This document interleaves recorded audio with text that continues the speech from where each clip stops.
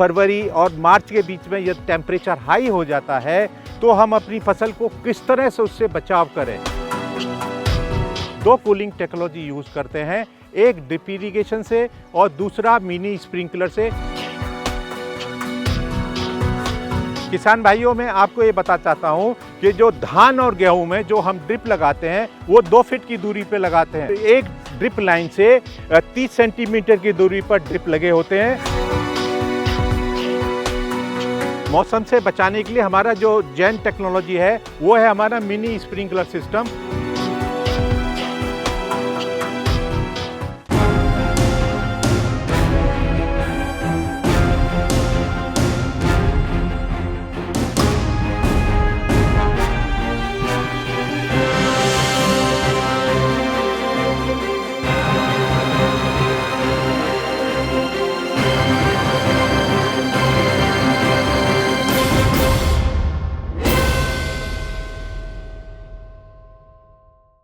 मैं doctor A K. Bhardwaj Pantnagar university से retired professor हूँ और अब रिटायरमेंट के बाद मैंने जैन इरिगेशन में एज ए कंसल्टेंट काम कर रहा हूँ, क्योंकि पंतनगर यूनिवर्सिटी में मैंने माइक्रो इरिगेशन में धान गेहूँ क्रॉपिंग सिस्टम पर काम करना शुरू किया।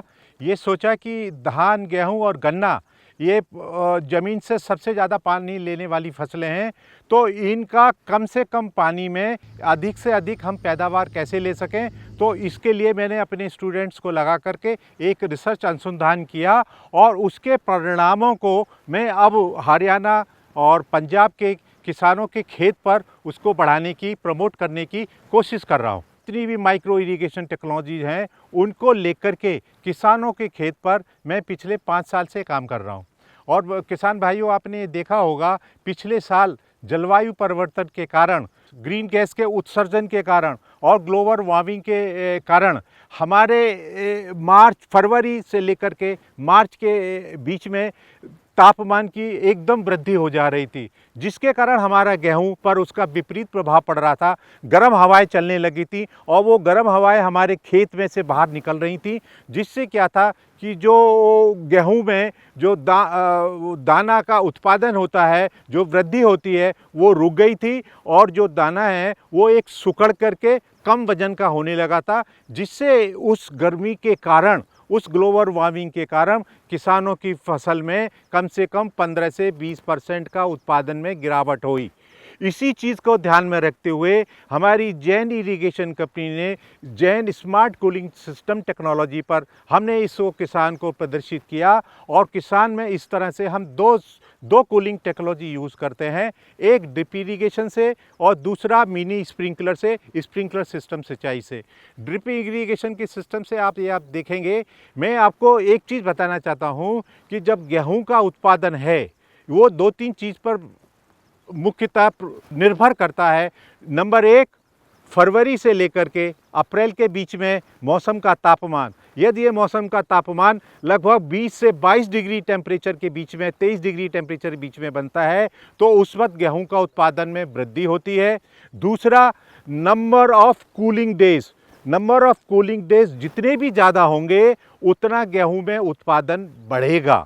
इसी कारण आप देखेंगे जब हम पूरब से इधर हरियाणा पंजाब की तरफ बढ़ते हैं तो उत्पादन में वृद्धि होती जाती है और मुख्यतः यही एक कारण है जिससे पंजाब में सबसे ज़्यादा गेहूं का पर हेक्टेयर उत्पादकता हमको मिलती है, क्योंकि वहाँ टेम्परेचर कश्मीर और हिमाचल की वजह से वहाँ पर टेम्परेचर कम रहता है और नंबर ऑफ कूलिंग डेज ज़्यादा रहते हैं, तो वो उत्पादन में बढ़ाने में सहायक सिद्ध होते हैं। यूपी बिहार में जब आप पूरब से इधर की तरफ बढ़ेंगे, इसलिए जो गेहूं की फसल है वो मार्च में ही कटना शुरू हो जाती है और जबकि हरियाणा और पंजाब में ये फसल हमारी अप्रैल से मई के बीच में कटान होता है, क्योंकि इसकी जो पखवार है वो धीरे धीरे अपनी उस पर जाती है और वो उत्पादन को बढ़ाने में सहायक होती है। यदि आप इस तरह से देखेंगे, जब फरवरी और मार्च के बीच में यदि टेम्परेचर हाई हो जाता है तो हम अपनी फसल को किस तरह से उससे बचाव करें, तो उसमें सबसे पहले एक ड्रिप सिस्टम का आप देखेंगे, जब तापमान में वृद्धि होती है दिन में, तो सबसे ज़्यादा जो तापमान में वृद्धि होती है दोपहर के 12 बजे से लेकर के 4 बजे के बीच में लेती है। तो आप किसान भाइयों को एक चीज़ ये भी समझिए कि दिन के समय ज़मीन के ऊपर का टेम्परेचर सबसे ज़्यादा होता है और रात के समय ये जो टेम्परेचर है ये धीरे धीरे ज़मीन के नीचे जाता है और रात को नीचे का टेम्परेचर ज़्यादा अधिक होता है। तो यदि हम अपनी ड्रिप हम रात को चलाएं तो वो जो पानी हमारा रिस के जाता है वो ज़मीन के टेम्परेचर को मॉडरेट करने में सहायक होता है और रात भर उसको उसकी नमी आ जाती है। उसकी जो दिन के समय उसको फसल के अंदर की जो माइक्रो क्लाइमेट है वो उसको मॉडिफाई करती है और टेम्परेचर बाहर के वातावरण के कंपैरिजन में 2-3-4 डिग्री कम रहता है, जिससे कारण फसल अपने निश्चित समय पर पकती है। उसमें दाना पूरा भर करके बढ़ता है, पूरा उसमें दाने का वजन ज़्यादा होता है, दानों की संख्या ज़्यादा होती है।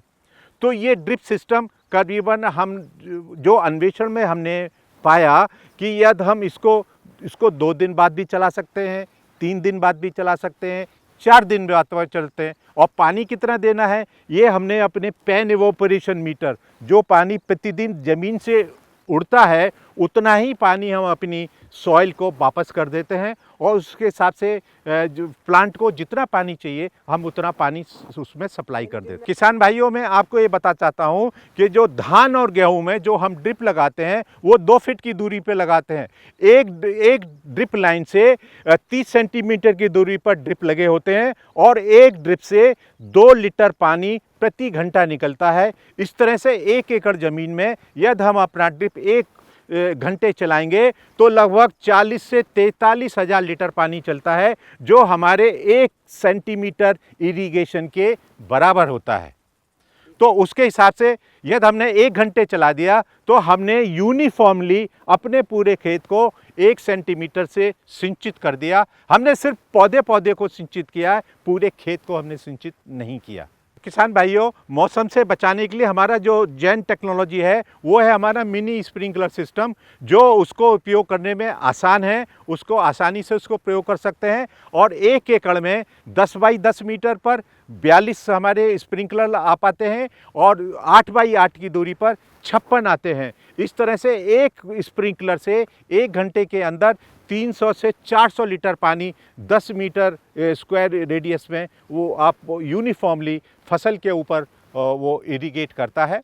इसमें भी आपको ये देखना है कि किसान भाइयों, जो जैसे आप देख रहे हैं कि फरवरी से मार्च के बीच में जब टेम्परेचर हाई होता है और दिन में जब 12 बजे से 4 बजे के बीच में यदि आप इसको आधे घंटे या पौन घंटे के इंटरवल पे या 5 मिनट के लिए भी आप चला देंगे तो ये क्या है कि ये बाली को भिगा देता है और भीगने से जब हल्की हल्की गर्म हवा चलती है तो इसमें वाष्पीकरण से जो फसल का जो टेम्परेचर है वो कम हो जाता है और फसल अपने समय पर पकती है। फोर्स्ड मैच्योरिटी इसमें नहीं होती है, जिस कारण फसल की उत्पादन अपना भरपूर होती है। और यदि आपने फ्लड इरिगेशन से दिया तो भी वो फसल यदि हवा चल गई तो पूरी फसल गिर जाती है। फोर्स मैच्योरिटी के कारण उसमें कम से कम 15 से 20-25% तक की उत्पादन में गिरावट आती है। इसको गिरावट को बचाने के लिए आप मिनी स्प्रिंकलर का आप यूज़ करें। शॉर्ट इंटरवल पर 5-5 मिनट के लिए, 7-7 मिनट के लिए आप चला दें, हर आधा पौन घंटे के लिए, दोपहर को 12 बजे से लेकर के 4 बजे के मध्य। उससे आपकी फसल समय पर ही पूरी पक करके तैयार होगी और आपको भरपूर उत्पादन मिलेगा। किसान भाइयों, जब आपने हमारा स्मार्ट कूलिंग सिस्टम आपने लगाया है तो इसमें एक चीज़ का ध्यान देना होगा, जब आपकी फसल फ्लावरिंग स्टेज पर हो तो फ्लावरिंग होने तक आप इसको स्प्रिंकलर का प्रयोग ना करें, क्योंकि उसमें फिर पॉलन्स का वॉश आउट होने का थोड़ा डर रहता है, क्योंकि ये पौधे के ऊपर उसकी बूंदें पड़ती हैं और उसको प्रभावित कर सकती हैं।